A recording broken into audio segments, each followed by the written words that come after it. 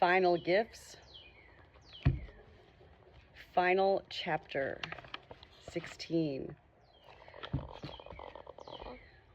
Today is the day we complete this book. 16 chapters. They can all be found under my playlist titled Final Gifts. This book is by Maggie, Callanan, and hospice workers who share personal experiences of working with and sharing such near-death awareness experiences with those persons who are dying. This is a wonderful book for caregivers and anybody who knows anybody they love who is dying. Chapter 16, Nearing Death Awareness, Practical Uses. What does it all mean? How do the messages of nearing death awareness and the dynamics that arise around a dying person you may be involved with figure into your life, whether now or in the future? Begin with some self-examination. In dealing with difficult situations on your own or with others, how do you usually respond to stress? What are your strengths and weaknesses? How will those responses work with someone who is dying? Are you afraid of death? If so, do you know why? Have you had bad personal experiences? Or are your fears outgrowths of the over-dramatized and often violent portrayal of death depicted on television or in film? Are you afraid of dealing with the unknown? Most important, what do you expect to accomplish through your involvement with a dying person? Are you acting out of a sense of obligation, to seek fulfillment, or for what reason?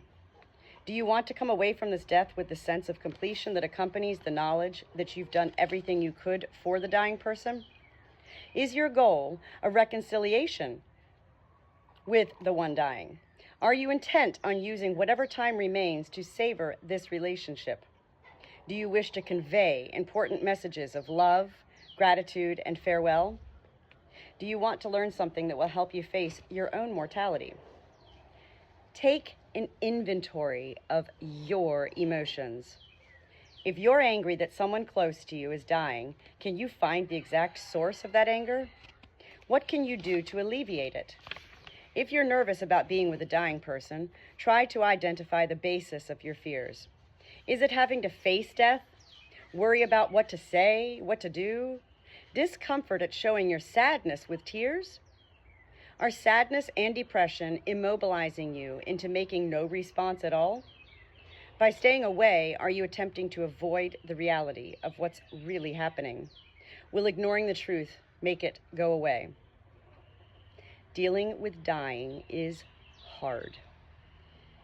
It is hard work, physically and mentally, and it's very easy to slip into a frantic outlook that leaves you emotionally depleted, physically exhausted, and utterly overwhelmed.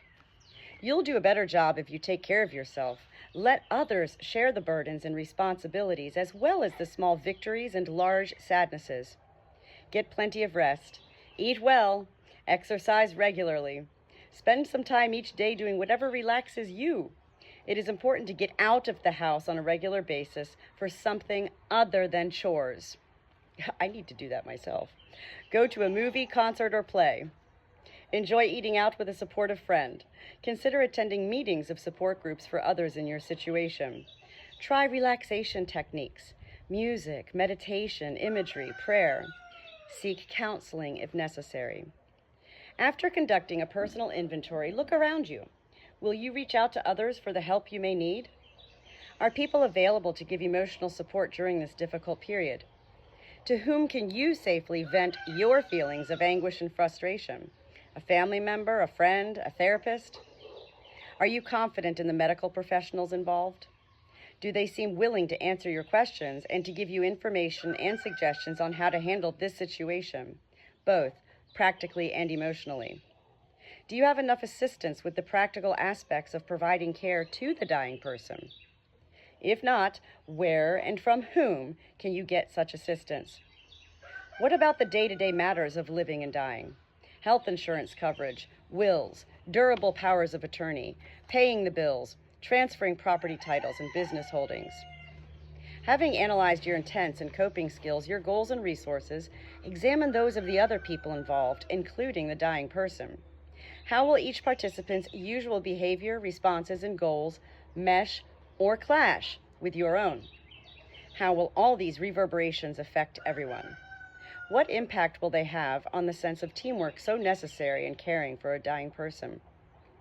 Recall the emotional stages of dealing with death: denial, anger, bargaining, depression, acceptance. And remember that these feelings arise as the dying person and others involved struggle to come to terms with the reality of the diagnosis, adjusting to life with this illness, and preparing for approaching death. The earlier you can ask and answer all these questions, the easier it will be to prepare for the changes that occur, not only in the dying person's behavior and outlook, but in your own feelings and interactions with others. Remember that needs change, so try to be flexible. There are a few specific reminders that will help you recognize, understand, and respond to nearing death awareness. 1. Pay attention to everything the dying person says. You might want to keep pens and a spiral notebook beside the bed so that anyone can jot down notes about gestures, conversations, or anything out of the ordinary said by the dying person. Talk with one another about these comments and gestures. 2. Remember that there may be important messages in any communication, however vague or garbled. Not every statement made by a dying person has significance, but heed them all so as not to miss the ones that do. 3. Watch for key signs: a glassy-eyed look, the appearance of staring through you, distractedness or secretiveness, seemingly inappropriate smiles or gestures, such as pointing, reaching towards someone or something unseen, or waving when no one is there. Efforts to pick at the covers to get out of bed for no apparent reason, agitation or distress at your inability to comprehend something the dying person has tried to say. 4. Respond to anything you don't understand with gentle inquiries. Can you tell me what's happening? Is sometimes a helpful way to initiate this kind of conversation. You might also try saying, "You seem different today. Can you tell me why?" 5. Pose questions in, I'm going to stop with the numbers because there's so many, but here's 5, whatever. Pose questions in open-ended, encouraging terms. For example, if a dying person whose mother is long dead says, "My mother's waiting for me," turn that comment into a question. "Mother's waiting for you?" Or, "I'm so glad she's close to you. Can you tell me about it?" Accept and validate what the dying person tells you. If he says, "I see a beautiful place," say, "I'm so pleased. I can see that it makes you happy." Or, "I'm so glad you're telling me this. I really want to understand what's happening to you. Can you tell me more?"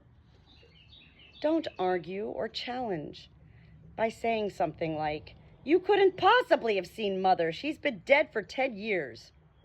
You could increase the dying person's frustration and isolation and run the risk of putting an end to further attempts of communicating.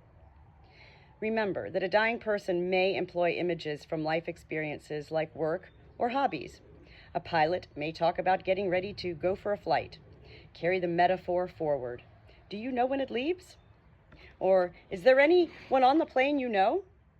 Or, "Is there anything I can do to help you get ready for takeoff?" Be honest about having trouble understanding. One way is to say, "I think you're trying to tell me something important and I'm trying very hard, but I'm just not getting it. I'll keep on trying. Please don't give up on me." Don't push.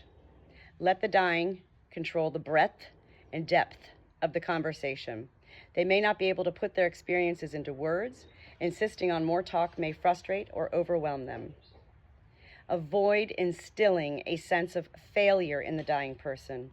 If the information is garbled or the delivery impossibly vague, show that you appreciate the effort by saying, "I can see that this is hard for you.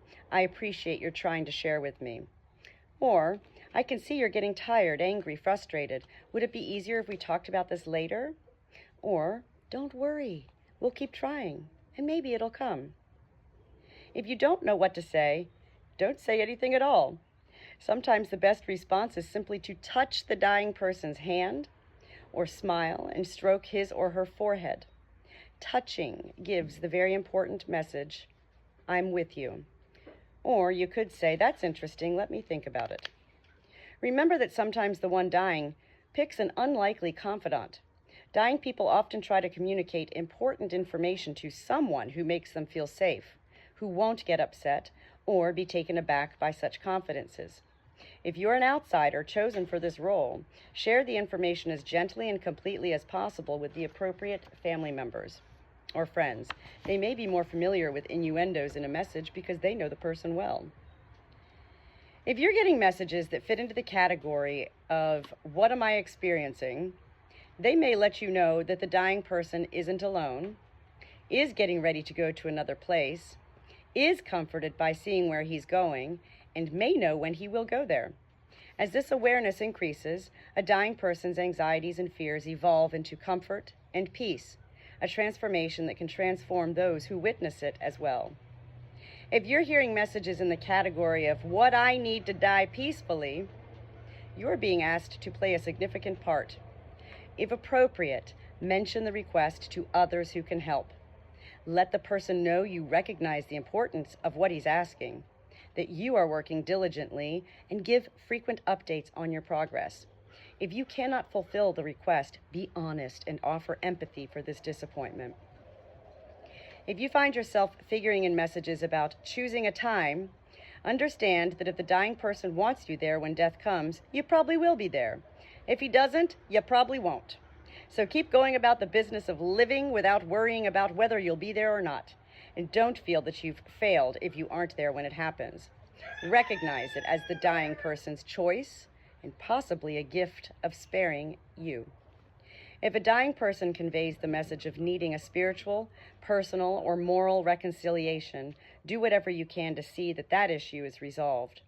Explain to the person that you're working on it and describe what you're doing to help move matters along. If things don't work out, gently but honestly explain your lack of success. If you're hearing messages on the theme of being held back, review all the categories and earlier communications to see if you can find the missing element. Explain to the one dying that you're trying to understand and provide what's needed. When a dying person is well enough to talk about symbolic dreams, death generally isn't imminent. Dream interpretation is not easy. Ask the dying what they think the dream means. Think about the mood and feelings reflected in the dream. Does it make the dying person seem frightened, lonely, lost, anxious? Talk with the person. Share your thoughts. You could say, "It sounds to me as if you were afraid in that dream." Or, "Is something frightening you?" Identifying the feelings behind the dream may help the dying person realize what he needs. This is for professional caregivers, the final 2 pages. Professional caregivers are doctors, nurses, social workers, clergy, and others involved on a regular basis with the dying. They may benefit from these following suggestions.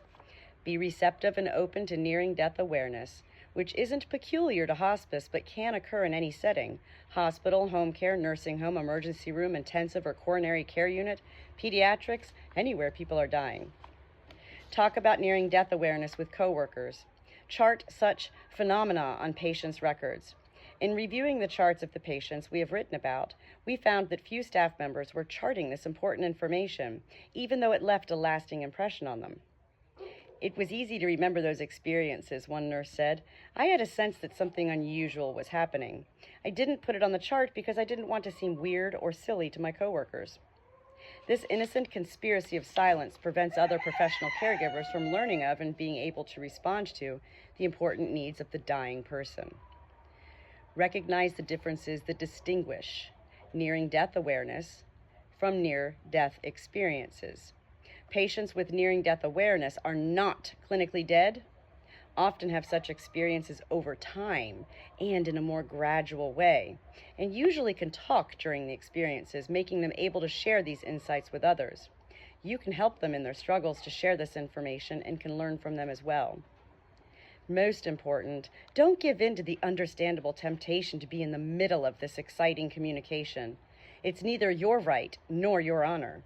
Your role is to teach friends and family members how to listen, understand, and respond appropriately to a dying person's messages. In sharing these communications, they may be able to participate in this negative life event in a positive way, achieve some measure of comfort now and in the future, and perhaps find new meaning in life, as well as in death. What we learn from nearing death awareness isn't a touchstone that will ease every death, nor is it a universal cure for the grief and pain that death brings. However, the messages of nearing death awareness do provide a framework within which death can cease to be viewed as a lonely, frightening, overpowering event, as well as a setting in which those close to the one dying can foster sources of comfort in the face of death's inevitability. We hope our explanation of nearing death awareness, along with the stories we've told to illustrate our points, have helped you to see dying people as we do, not as mute unfortunates, but as teachers, not shadowy figures, but beacons, not objects of pity and scorn, but individual people with the capacity to illuminate whatever exists beyond this life. We feel privileged to have known these people and their families, to have cared for them, and to have been of some comfort to them. Our lives have been changed by what they have taught us. This book is our memorial to all of them. There we have it. Final Gifts is book finished. Chapters done. What a good book.